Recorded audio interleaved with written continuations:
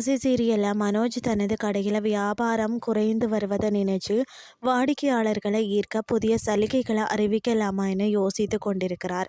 அப்போது அங்கு வரும் விஜயா வக்கீலை சந்தித்து வந்த தகவலை மனோஜிடம் நேரடியாக பகிர்கிறார்.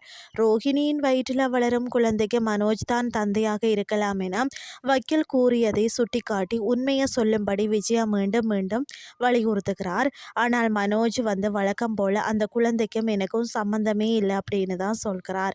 இதை தொடர்ந்து டிஎன்ஏ பரிசோதனை எடுத்தால் உண்மை தெரிஞ்சிடும் என விஜயா எச்சரித்தாலும் கூட மனோஜ் தனது நிலைப்பாட்டை மாற்றல.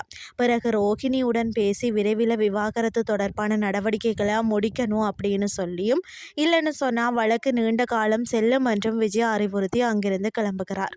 மறுபக்கம் மீனா தனது வீட்டில் ஸ்ருதி, ரவி மற்றும் முத்துவுடன் ஆலோசனை நடத்துகிறார். வசதியான வாழ்க்கையில இருந்து சாதாரண வாழ்க்கைக்கு வந்த ஸ்ருதிக்கு இங்கு அப்படி இருக்கிறது என்று கேட்டு அவரது கருத்தை அறிகிறார். இதன் மூலம் அதே போல வசதியான வாழ்க்கையை வாழ்ந்த ரேகாவும் தற்போது சிறிய வீட்டில் எப்படி இருக்கிறார் என்பதை புரிஞ்சு கொள்ள முயற்சிக்கிறார். ரேகாவுக்காக ஏதாவது செய்யணும் என்று முடிவு செய்த மீனா மற்றது முத்து ஏர் கண்டிஷனர் வாங்க மனோஜின் கடைக்கு செல்கிறார்கள். அதே நேரத்தில் கனகாவும் அங்கு பிரிட்ஜ் பார்க்க வந்திருக்கிறார். அப்போது கனகா மனோஜின் கையை பிடித்து ஹஸ்பண்ட் என்று அழைத்து கலாட்டா செய்ய ஆரம்பிக்கிறார். இதை பார்த்த மீனாவும் முத்துவும் அதிர்ச்சி அடைகிறார்கள். உடனே மனோஜ் அங்கிருந்து நழுவி கனகாவை சந்தோஷியுடன் இருக்க செய்கிறார். பிறகு மீனா கனகா ஏன் உன்னை கணவர் என்று சொல்கிறார் என்று மனோஜிடம் கேட்க அவர் வழக்கம் போல அந்த நியூமராலஜிஸ்ட்டை காரணம் காட்டி சமாளிக்கிறார்.